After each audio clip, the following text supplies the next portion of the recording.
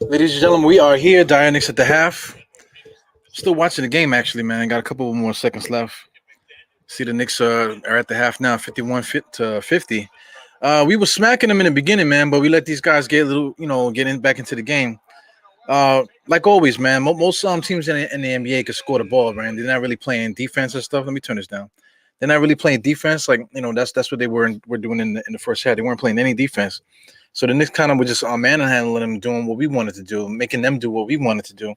And somewhere like I want to say in the second half of that second quarter, they just started getting cute, man. And freaking Timberwolves got a little bit of confidence, and next thing you know, they started playing a little bit of defense, and that little bit of defense they started playing, got them started with the offense and stuff.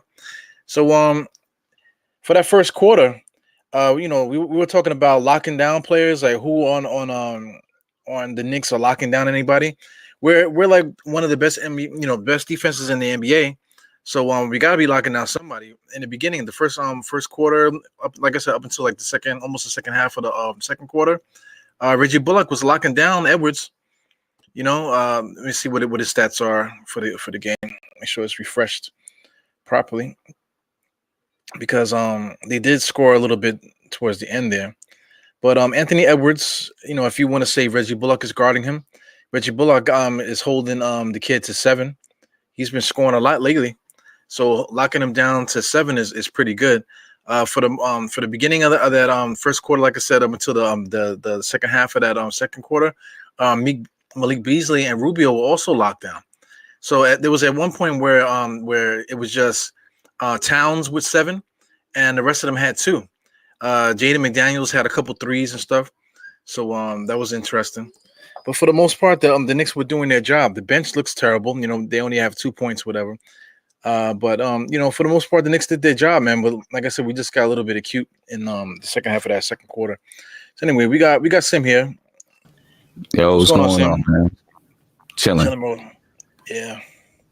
So what did you think of the game? I was kind of just blowing, my little thoughts about it. I think, man,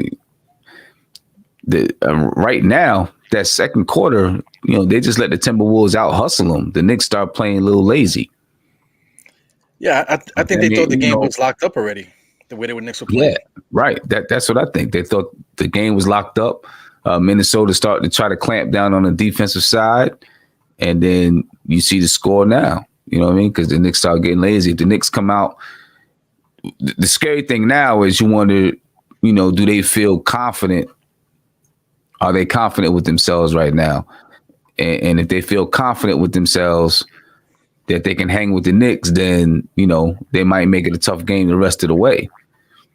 Yeah, I still think that if the Knicks exert themselves, take care of the basketball the way that they know how to, they'll be fine, and they should be able to pull this win out. But they gave this team some life. Yeah, that's gonna be the key to the game right there, man. This kid, Jaden McDaniels, I had him on my fantasy team like for like half the season so far. I had to get rid of him because he hasn't really done anything. Shooting threes is something that he doesn't really do. So, I mean, like that 4 or 5, I don't expect him to be 8 and 10 by the end of the game. You know what I'm saying? He's just not that type of player. So outside of him, if we can cool off these guys like Malik Beasley and make sure Rubio don't score, because 9 points is kind of like almost too much for him, at the half. So if we do that, we should be able, like you said, we should be able to kill these guys, man. We should. Randall gotta find Jaden McDaniels, man. Stop just letting him be free out there. That's his guy. He's got to find him. Stop letting him be free, because he clearly can knock it down. That was the guy that I was hoping the Knicks were going to find a way to draft him. Yeah, we were talking about him big time in that draft episode. Yeah, man. I was hoping the Knicks would find a way to get him. That kid, he's got a lot of talent. I think he's going to be pretty good one day. Yeah. Well, he's going to be like a marketing. Those type of guys, those are the type of guys that Julius Randle has problems with. Marketing torched them. Anybody that could put the ball on the floor. Some of the guys from I want to say OKC. OKC was torching them because they could put the ball on the floor, shoot the 3 and stuff. So Randle has problems with that, man.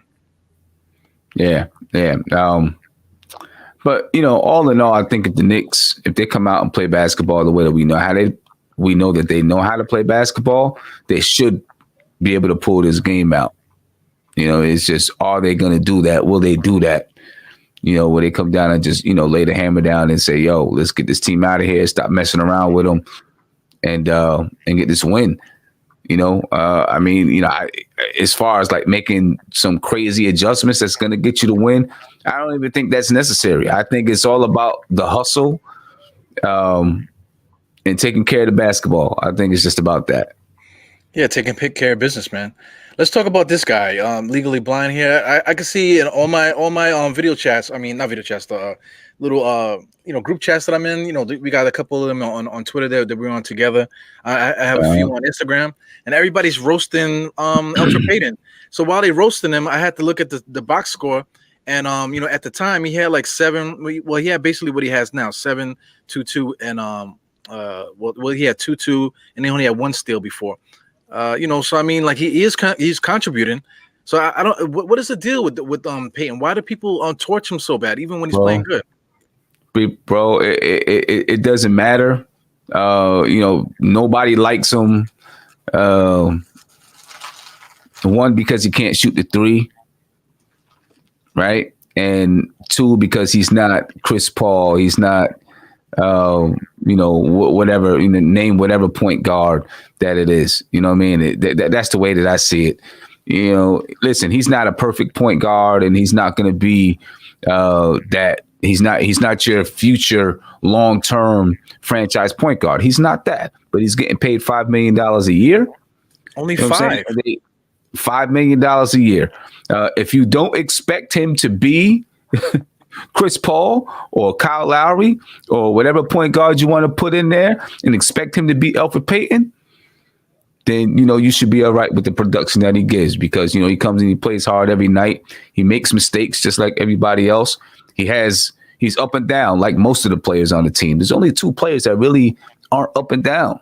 Julius Randle and RJ Barrett. Everybody else is up and down. And Elfrid Payton's going to be one of those guys that's up and down. He's got faults just like everybody else. But for some reason, he's looked at as the main culprit for every loss, and that we won despite him. Yeah, man. That's how everybody sees it. We win despite him, and we lose because of him. Yeah, I mean, I think it was Tommy D or one of the guys on Twitter. They were commenting. The guys are always arguing on Twitter or whatever. But they was just talking about like the games that Elfrid played in. We're 19-9. You know what I'm saying? So like, what is our record? Like 22 and whatever it is, whatever. So I mean, one game difference, in the win column is we're gonna blame that on Elfrid. He's been leading us to this point. And like, I got the stats here. There's nobody else that we can put in that's worthy of the point guard spot. Right. Aside from Derrick Rose, but COVID protocols and whatever else is going on with him. Frank is just as Frank should be getting the roast that the Elfrids get. I just don't get it. Yeah, I mean. That's I don't get it, and I get every time I argue it, people say, "Oh, you just he's your guy." I'm like, he's not my guy. That's not even. He's not my guy. It's just he's just getting unfairly roasted by everybody. Yeah, for a guy that's going out there and playing hard, he just gets unfairly roasted, in my opinion. But you know how it goes, man. It's always going to be that one guy. And when and if he's gone next year, there's going to be somebody else that they find that, that fans find that they don't like. And say, oh, we got to get him out of here. Probably be Reggie Bullock if Reggie Bullock is still here. Yeah. What do you think about Ball, man? Because that's on as soon as they mention Elfrid Payton, they mention Ball in the next sentence, man. So, let me just tell you what I think about Ball. I don't think that he's gonna be this savior type of thing. Of course, he's gonna bring stuff in. We're gonna maybe get a couple more easier baskets, in fast break. Maybe he might find a couple guys, open more than usual. But not it's not gonna be so groundbreaking because the Pelicans, they kind of play a similar style of basketball we play. They don't play a point guard generated offense. They play a system. So they got Stan Van Gundy over there. So I mean, it's gonna be a carbon copy of what's happening there to here. So the counter argument with that, people always talk about his jump shot. But I just think it's a little bit more than that. I don't think people are really like let me just hear your thoughts on it, man. I mean, I like Lonzo Ball, right? I do think that he would, he'd help spread the ball around a little bit better. I think that he is, he has a better court awareness, I guess. Yeah. Right. Is he like the savior? I don't think he's a savior. He could be a piece that you add to this puzzle. You know what I mean? I don't think he's a savior. I think he's better than Elfrid Payton. Yeah. But I don't know if he is the savior of your team. You know what I mean? And I wouldn't mind adding him at all. Yeah, of course, at the right price. Yeah, but is a thing also too that they bring up Ball, but then like you say something like, "Oh, we could trade for Cat," and people like, "Hell no! Why would I trade for Cat? Why this, that, and the other?" And then another player, DeRozan or this, anybody that you could think of, everybody just straight up, "Hell no!" Blah blah blah. But everybody just fixated on Ball. So I mean, what else are we gonna add to this team? Because just adding Ball is that just gonna satisfy just his fans, his personal fans, the ones that watch his show on Facebook or whatever? I just don't get it, because we're trying to build a team to win, right? Right now, the Knicks are a mediocre team, right in the middle of the pack. That's who we are. This is not like a joke. Steph. I like Steph, man. I'm anxious to get back on your show, man. But I just can't make the time. But I like some of the points that she makes when she talks about that type of thing, man. It's just that I just don't understand what fans are looking at, man. Or what the expectations of the Knicks, Right. And the thing is, it's not going to be one player. One player is not going to make you the best in the league. One player is not going to make you the worst in the league. You really do got to have, obviously one player can really improve your team, but it's got to be a team effort. And, I think a lot of people forget about that. I was listening to a show last night. I was not on Blowing Tears, but I was listening to them guys. And one of the guys was talking about Reggie Bullock. Right. And he's just terrible, this and that. And I'm like, with Reggie Bullock, it's not just about, is he knocking down every single three? Is he, giving you 15 points from that position?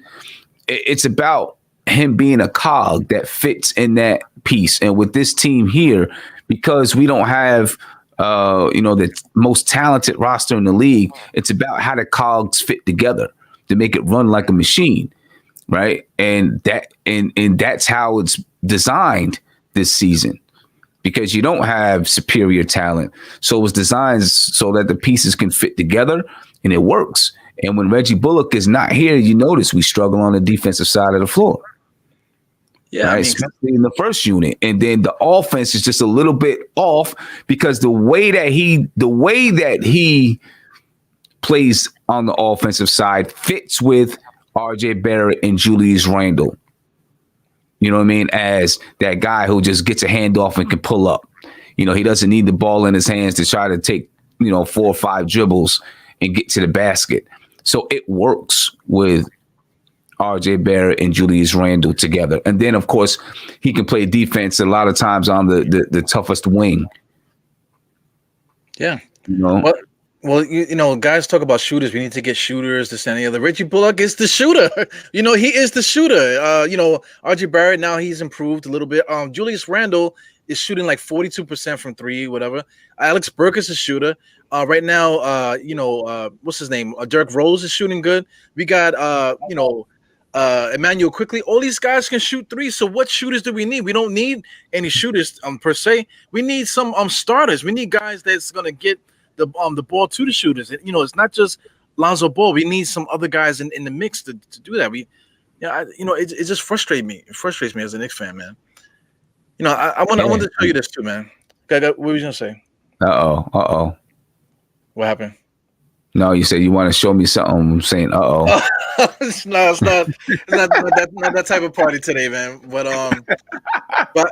like Minnesota, I'm just looking at Minnesota's roster, right? You want to talk about talent. Anthony Edwards, Jaden McDaniels, like I said, he's doing good today. But he's still a rookie, whatever. You got Karl Anthony Towns, you got Malik Beasley, you got Rubio. Let's say if some of these other guys were healthy, that you got D'Angelo Russell, Herman Gomez. That's his brother. He's pretty good. Jared Cutler's pretty good. Naz Reid. So I mean, they have talent, but it's just not all about getting talent. It's about like the team play. Guys got to play defense. Guys got to be willing to pass the ball. They got to just be willing to do all these different things. So talent, just getting like that guy, that's not what it's the only thing that it's about. There's more to this game. Right. Way more to the game. And I think it was RJ Barrett who just knocked down the three. The Knicks up 54-50.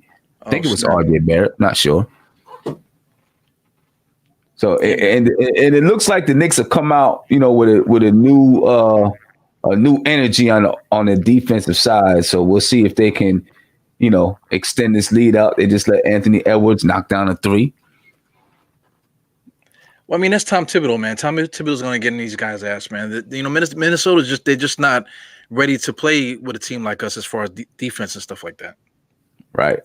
Yeah. All right, let's just hope that the Knicks can take advantage of these guys, because we keep letting them hang around here. It's going to be a tougher game. And Julius Randle just knocked down a little step back, one-footed fadeaway. The Knicks are up 3. Jesus Christ. All right, man. Well, I'm gonna shoot you some thoughts offline. You know what I'm saying? I just want to tell you that before I forget. All right, cool. All right, man. Sounds good. All right, man. All right, yo. Peace, guys. Enjoy the game. Appreciate you.